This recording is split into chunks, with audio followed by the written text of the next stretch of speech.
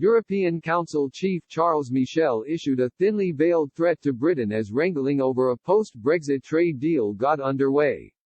The European Union's most senior official insisted the UK must choose between the bloc's standards or face losing access to its markets.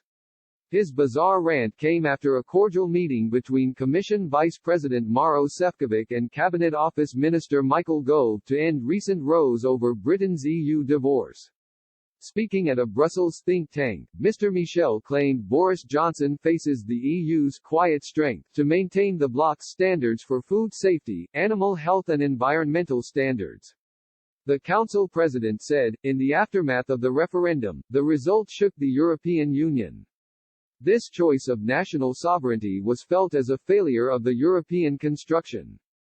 Today what is it? Is it the United Kingdom that faces our quiet strength? The truth is, the British face a dilemma. What model of society do they want? Do they prefer to maintain high-quality standards? Or, on the contrary, do they want lower standards, subject their breeders and their competitors to unfair and unjust competition from other regions of the world?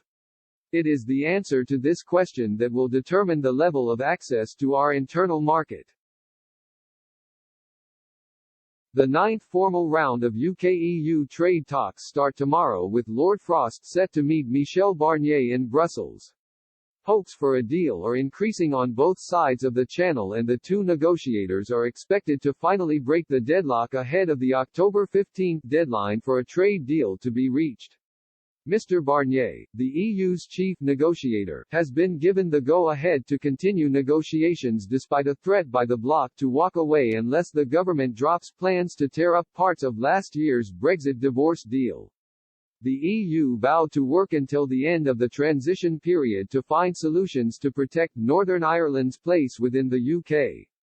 After meeting with Mr. Gove, a top Eurocrat admitted the deadline to withdraw the UK's internal market bill he said Downing Street would pass without any action. Mr. Šefčovič said, I think it's very important to underline, that it could never be the EU which would call the end of the negotiations on the future partnership between the EU and UK. He pledged to use the remaining time before the end of Britain's transition from EU rules to end the row over the divorce pact.